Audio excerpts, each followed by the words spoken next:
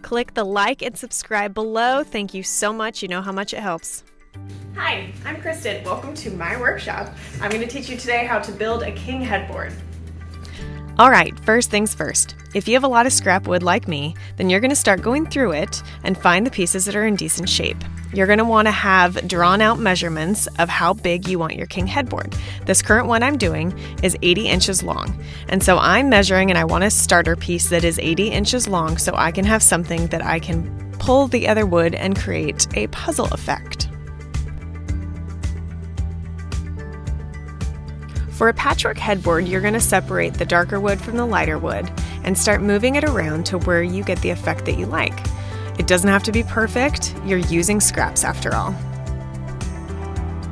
For this headboard in particular, the client wanted me to make it about 30 inches high and have a floating effect. So I'm going to create the perfect rectangle, and as I have my measuring tapes out, then I can see what shape I need to fit my patchwork pieces in. Then I'm going to get to work cutting. So some of these pieces need to be cut up to continue the patchwork effect. If I have a bunch of long pieces that are running the full length of it, it's not going to look very good. So I'm going to cut up some of my longer pieces using my miter saw. These are really easy to use. You want to have eye protection, ear protection, and some gloves. You want to make sure you're holding the board down and you're cutting nice and even. This is my planer. If you don't have one of these, don't fret, you don't need it. But I didn't want any gaps in my wood, and so if some of the scraps pieces that I had were just a little bit higher in height than the other pieces, I planed them down to size. So with a planer, you can take off like 1/8 of an inch at a time or 1/16 of an inch to make them the same height.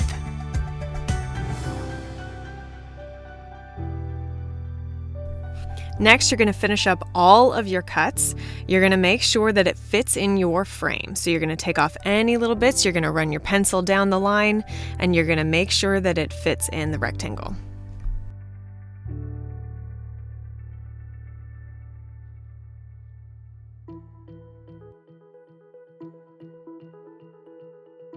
Alright, at this point I'm sweating pretty profusely, so I'm going to take a quick break.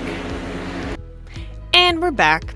I've got my RZ mask on and we are ready to get to work sanding. We've created the patchwork enough to where it fits inside the frame. I've picked out 1x4s that I had as scrap wood as well that's going to be the frame. And it's all nice and neat, but it's pretty rough on some of these scrap pieces. So we're going to sand it down with my circular sander. Whoops, meant to say that my frame of the board is 1x2, so that is going to be my frame. Now, it doesn't have to be incredibly smooth, but it does need to be able to take the stain and for your brush not to get stuck all over it. So it's good also to get the edges of the wood where you've cut. Sometimes it splinters off, and so just take a piece of rough sandpaper and get every single edge. Now the fun part. Here's where we get to take our painter's tape and we are going to start gluing this wood together. I didn't want a lot of hardware on this as I want to keep it light as possible, and so by gluing 3 planks together at a time, letting the glue dry overnight, you're going to create a solid headboard. Wood glue does so much. Now you're going to lay your tape down upside down. You're going to make sure the surface is clean. You're going to lay your first board. Then you're going to wood glue every single edge that you have on your next boards and the tips of it. And you're going to lay it down right up to that and sandwich it in. You want to make sure that if you have a small piece that you have a tape under it so that it's not getting forgotten.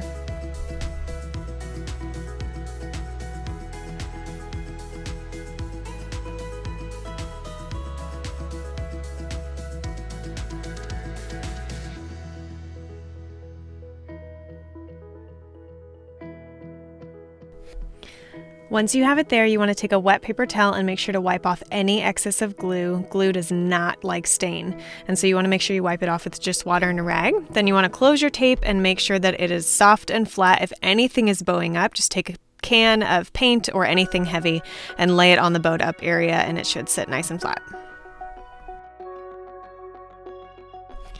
Now, once you have it taped up together nice and safe, you can also wipe off the back to make sure that there's no drips and it doesn't get stuck to your floor.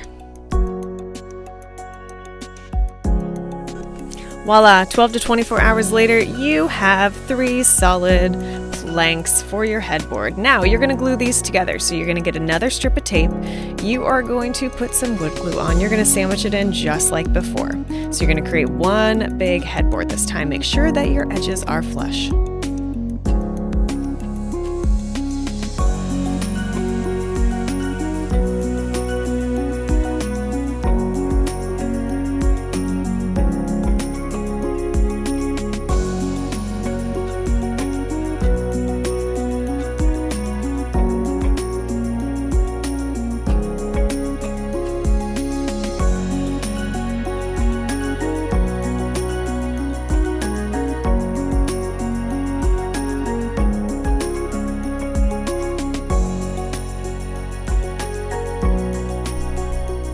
Now this is one of my favorite tools. It's my Boss Stitch brad nail gun. It hooks up to an air compressor and shoots nails out and makes them hidden. It's incredible and it loads just like a stapler. It's super easy, guys. Don't be afraid of power tools.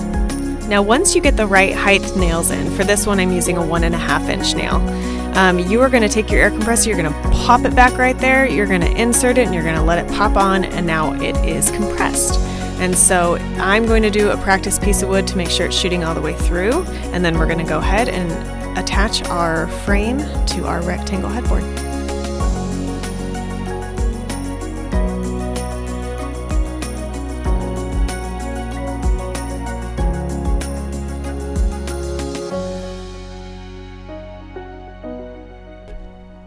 It's as easy as that. You press down, you pull the trigger, and bam, you've got a nail in there and it is solidly attached. Now it's time for the stain. I'm using a tiny pint for this entire headboard and it goes so far. My favorite stain is Varathane, and you guys just get a brush and you just start applying. Now it's raw wood, so it's going to soak up pretty well, so I'm following it along behind with a paper towel and wiping off pretty much right away, and the stain's going to just be gorgeous.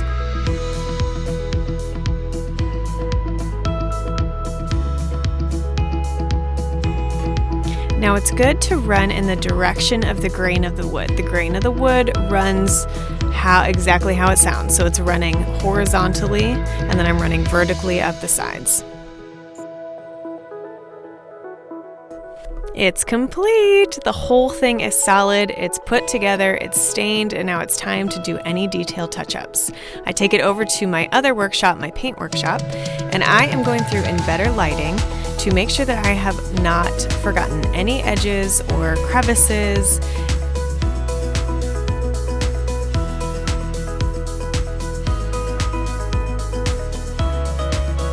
Now it's time for the seal coat. So if you're using a water-based stain, you're going to want to use a water-based sealer. This is Polycrylic, it's in the blue can, and I'm straining it through a cone strainer because this is the end of a gallon. So let's be real, there's been a lot of residue at this point or dust that's floated in my can. So if you're using an oil-based stain, you want to use a polyurethane. I like polycrylic because it's easy and it's really quick to clean up. I'm using a Control Double Duty Wagner sprayer. You guys, this thing is so cheap on Amazon. Get one if you're going to do any sort of big project at all. You're going to twist that knob and it's going to spray vertically and you can get to work. It's the least expensive, most effective sprayer I've ever used.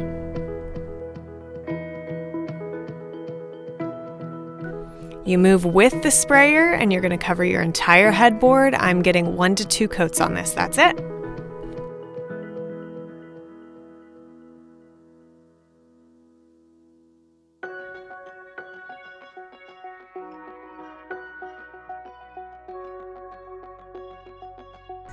Now, once I get it into the client's home, now I can put the legs on, because if you guys want to get it around any sort of stairwell, you do not want to hit the wall. So bring it up first. This wood that I'm using came off a pallet board. Again, it was in our scrap pile, so I have not bought one single piece of wood for this. I'm going to put it on the back, and the client wanted this about 25 inches off the ground. And so I'm going to lay it up. I'm going to measure it 25 inches down from the base. I'm going to pilot hole the back of this wood, and then I'm going to insert these screws and I'm going to drill them right down into the back. You want to use screws that when you see the measurement, it's not going to poke through the front.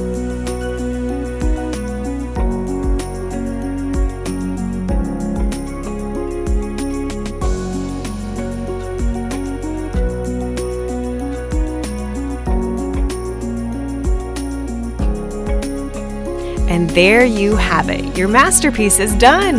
You have a king headboard made out of $0 of wood, a $6 can of stain, and maybe a few bucks worth of seal. You guys, how incredible does that look?